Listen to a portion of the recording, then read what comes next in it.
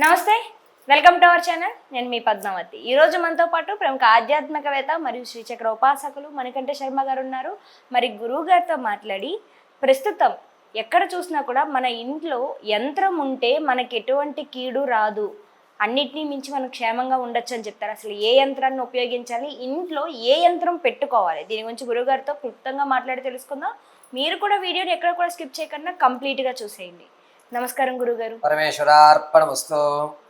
గురువుగారు, ఇప్పుడు మనకి గుడికి వెళ్ళినప్పుడు కానీ దేవుడికి ప్రాణ ప్రతిష్టాపన చేయాలన్నా ఒక యంత్రం పెట్టి దానికి ప్రాణ ప్రతిష్టాపన చేసి దాని తర్వాత విగ్రహానికి చేస్తారు మనకి పవర్ రావడానికి. అలాగే మన ఇంటికి కూడా ఎటువంటి కీడు జరగకన్నా, అందరూ క్షేమంగా ఉండాలన్నా, లేకుంటే మనకి నరఘోషలు తగలకుండా ఆర్థికంగా బలపడాలన్నా మనకి ఇంట్లో యంత్రం పెట్టుకోండి, అన్ని రకాల శుభాలు జరుగుతాయని చెప్తున్నారు. కానీ ఏ యంత్రం పెట్టుకోవాలి, ఎక్కడ పెట్టుకోవాలి, దాని నియమాలు ఏంటి, మన ఇంటికి సూట్ అయ్యే యంత్రం ఏంటి అసలు? పరమేశ్వరార్పణమస్తు. విషయం ఏమిటంటే, విగ్రహాలు దేవాలయంలో చేసేటువంటి విగ్రహాలకి కింద ప్రాణ ప్రతిష్టాపన చేస్తున్నప్పుడు యంత్ర ప్రతిష్ఠ చేస్తారు. యంత్ర ప్రతిష్ఠ చేసేటప్పుడు ముందుగా ఏం చేస్తారంటే వాటికి జపాలు చేసి తర్పణలు వదులుతారండి. మీరు ఎప్పుడన్నా దేవాలయం ప్రాణ ప్రతిష్ఠ విగ్రహ ప్రతిష్టలు చేస్తున్నప్పుడు చూస్తే కొంతమంది బ్రాహ్మణులు పక్కగా కూర్చుని యంత్రాలకి ప్రాణ ప్రతిష్టాపన చేస్తుంటారు. యంత్రం అనేటువంటి ఎప్పుడు పడితే అప్పుడు చేయరు, ఎప్పుడు పడితే అప్పుడు రాయరు. యంత్రాలు రాయడానికి నిర్దిష్టమైన సమయం ఉంటుంది. మనకి మార్కెట్లో దొరికేటువంటి యంత్రాలు కాదు. సిస్టంలో జాతకం చూసుకోవడం వేరు, వ్యక్తిగతంగా చేత్తో రాసి జాతకం చూడడం వేరు. తేడా ఏమిటంటే, మనం హాస్పిటల్కి డెలివరీ డాక్టర్ దగ్గరికి వెళ్ళినప్పుడు ఏమంటారు, ఆయన హస్తవాసి మంచిది అంటారు. ఆయన హస్తవాసి మంచిది, ఆయన అంటే నాకు గురి అని ఎందుకంటారు అంటే, ఆయన ఎన్నో గర్భాల నుంచి శిశువుల్ని ఏ ఇబ్బంది లేకుండా తీయడం, తర్వాత ఆపరేషన్ చేసి దాని యొక్క స్థితిని మార్చుకోవడం అనేటువంటివి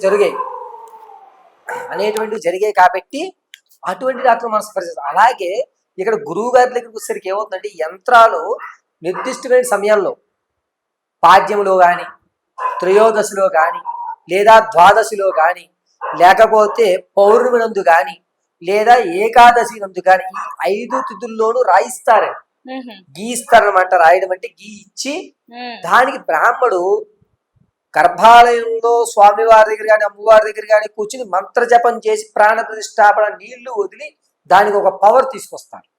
అలా వచ్చినటువంటి నీటిని ఈ ప్రతిష్ఠ చేస్తున్నప్పుడు విగ్రహం దగ్గర ప్రోక్షణ చేసి కింద యంత్రాన్ని పెట్టి యంత్రం పైన నవరత్నాలు, పంచలోహాలు, పాతరసము, నవధాన్యాలు, బంగారము, వెండి వాటిలో ఉంచి అప్పుడు విగ్రహ ప్రతిష్ఠ చేసి మన శబ్దము, ఈ యొక్క విగ్రహానికి ఉన్నటువంటి బలయుక్తము, కింద యంత్రాలు పెట్టేటువంటి వ్యవస్థ 3 కలిస్తే విగ్రహం ప్రాణం పోసుకుంటుంది.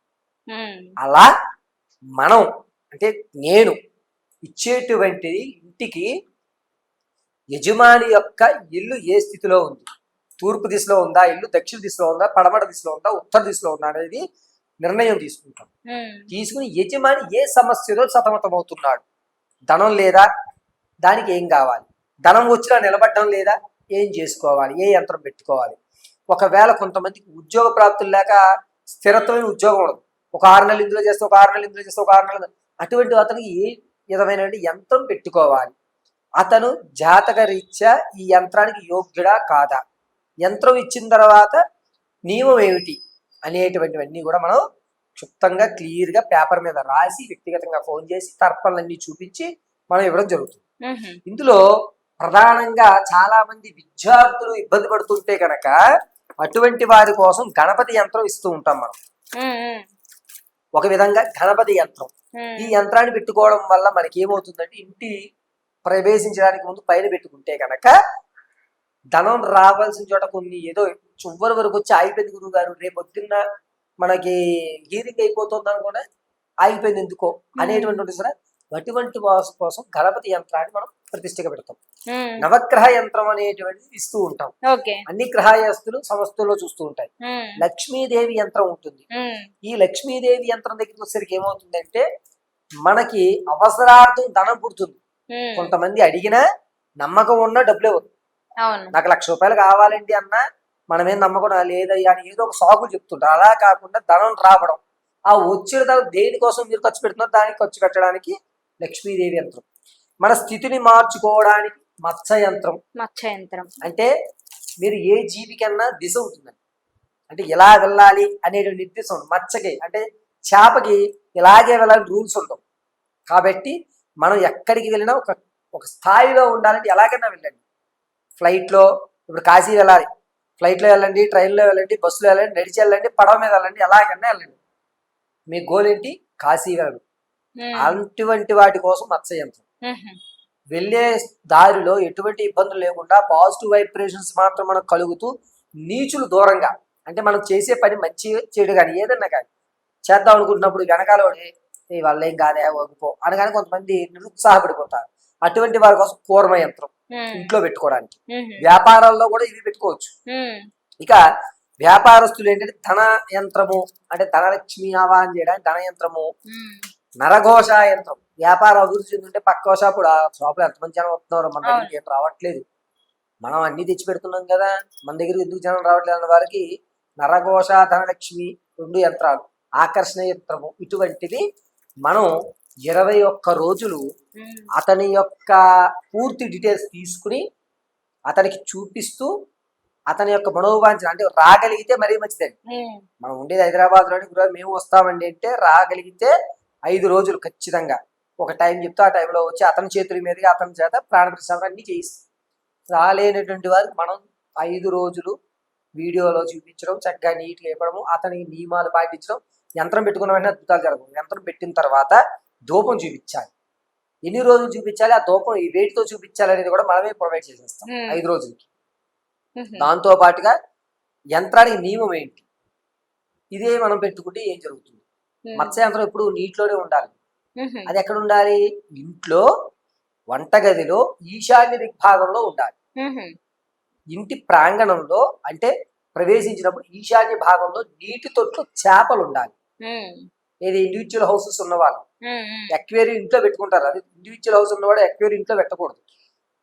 బయట లోపల గేట్ దిగానే ప్రవేశించిన ఈశాన్య భాగంలో ఒక పాయింట్ లాంటిది పెట్టుకుని దాంట్లో 4-5 చేపలు పెట్టుకుని తామర పూలు వేసుకుంటే కలిసి వస్తుంది. అపార్ట్మెంట్ లో ఉంటే మా పరిస్థితి ఏమిటండి అనేటువంటి ఉండదు. ఇంట్లో ఈశాన్య భాగంలో ఎక్వేరియం పెట్టుకోండి, బరువు ఉండదు. చిన్న ఎక్వేరియం పెట్టండి, మరీ పెద్ద పెద్ద పెట్టద్దు, చిన్న ఎక్వేరియం పెట్టండి. ఒక బౌల్లో గోల్డ్ అవి పెట్టుకోవాలి. మనం ఇచ్చిన యంత్రం ఆగ్నేయ కోణంలో ఈశాన్య భాగంలో పెట్టాలి. వంటగది ఈశాన్య భాగంలో పెట్టుకోవాలి.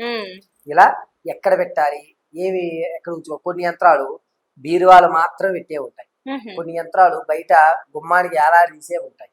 ఇలా వారి యొక్క స్థితిని బట్టి మనం పరిశీలన చేసుకుని జాగ్రత్తగా యజమానికి కావలసినటువంటి రిక్వైర్మెంట్ ప్రకారంగా మనం యంత్రాన్ని రాయించడానికి నాకు 3 రోజులు టైం పడుతుంది. 3 రోజులు రాయించడానికి పడుతుంది. నేను చెప్పిన తిథుల్లోనే అతనికి చూసి మనం ఇవ్వడం జరుగుతుంది. అప్పుడు రాయించి అతని చేత ప్రాణ ప్రతిష్ఠాపన చేసి ఏ విధమైన నియమాలంటే మార్కెట్ ఏంటంటే ఎవరైనా సరే నేను చేసేసానయ్యా అంటారు. ఉండి చేయించుకో. తిరుపతి వెళ్ళి దర్శనం మీరు చేయాలనుకున్నప్పుడు మీరు చేయాలి తప్ప ఆయన చేసేస్తే నేను చేసినట్టు రాదు. ఆకలేస్తే మీరే అన్నం తినండి. కొడుకు తింటే తండ్రికి ఆకలి తీరదు, సంతృప్తి చెందుతాడు. కొడుకు తిన్నాడు అని ఒక భరోసా కలుగుతుంది. కానీ ఇతనికి ఆకలి వేస్తుంది, మీకన్నా మాందు. కానీ వచ్చిన దానిలో సగభాగం తీసుకుని ఇద్దరు తిన్నట్టుగా మనకి కావాల్సిన మన సమస్య అన్నప్పుడు మనమే వెళ్ళాలి. అందరూ చాలా మంది ప్రత్యక్షంగా పాల్గొకపోతే ఈ మధ్య కాలంలో వీడియో కాల్స్ ఉన్నాయి కాబట్టి ఆ అవకాశం ఉంది కాబట్టి జరుగుతోందా లేదా అని తెలుసుకుని చేయడం మంచిది. లేకపోతే చాలా మంది నా దగ్గరికి కాల్స్ వచ్చేవి, నాకు అవ్వడం లేదు, నేను 10,000 తగలవేశాను గురుగారు, 15,000 పెట్టారు, ఎందుకు కలవట్లేదంటే చేసేది ప్రాపర్గా చేయలేదు. ఆయనకి బాధ్యత అప్పచెప్పావు. బాధ్యత అప్పచెప్పినప్పుడు మీరు ఇంటికి వెళ్ళేటప్పుడు తాళం వేరే వాళ్ళకి ఇచ్చారండి చూడమని, సాయంత్రం మధ్యాహ్నం ఒకసారి ఫోన్ చేసి ఎవరినైనా మా ఇంటికి ఏమైనా ఉత్తరాలు వచ్చాయా, లేకపోతే మా ఇంటి దొడ్డు వైపు ఎవరైనా చూసారా, డోర్ కుట్టారా అని నువ్వు చూసావా అని ఒక మాట మనం అడగాలి కదా. అది బాధ్యత అప్పచెప్పేసామని మీరు కాశీ తీర్థయాత్ర లేకపోతే దొంగోడు తాళం బర్ల కొట్టుకు వెళ్తాడు, అయ్యో నేను ఆ టైంలో లేనండి బయటికి లేనండి అంటాడు. ఇతనికి పనులు ఉంటాయి కదా, మనం ఫాలో అప్ చేసుకోవాలి. అది మన బాధ్యత, ఆయన్ని కాదు. ఆయన ఏముంది డబ్బులు తీసుకుంటారు చేశాడు లేదా అనేది వ్యవస్థ కాదు. మనం ధనం ఇచ్చాం, అతను ఖచ్చితంగా చేస్తున్నాడు, ప్రామాణికంగా చూపిస్తున్నాడు. మీకు ఇస్తున్నాను, ఫలితం దక్కుతుంది. ఇలా ఉంటేనే మీరు ఎదరగరండి. నిజంగా గురువు గారు చాలా చక్కగా వివరించారు. ఇటువంటి చక్రాలు దేనికి ఉపయోగపడతాయి, ఎక్కడ పెట్టుకోవాలి, ప్రాణ ప్రతిష్టాపన అనేది ఒకటి ఉంటుంది, అది ఏ విధంగా చెయ్యాలి, నియమాలు అన్నిటినీ కూడా చాలా చక్కగా వివరించారు. ఏ సమస్యకి ఏ చక్రం ఉపయోగపడుతుందో కూడా చెప్పారు. ఒక్క వీడియోలో మాకు ఇన్ని రకాల సమాధానాలు, ఇన్ని చక్రాల గురించి వివరించడం అంటే నిజంగా దానికి మాకు ఇంత మంచి విషయాన్ని అప్పచెప్పినందుకు మీకు కూడా ధన్యవాదాలు గురువు గారు. పరమేశ్వరి అనుగ్రహ సిద్ధిరస్తు.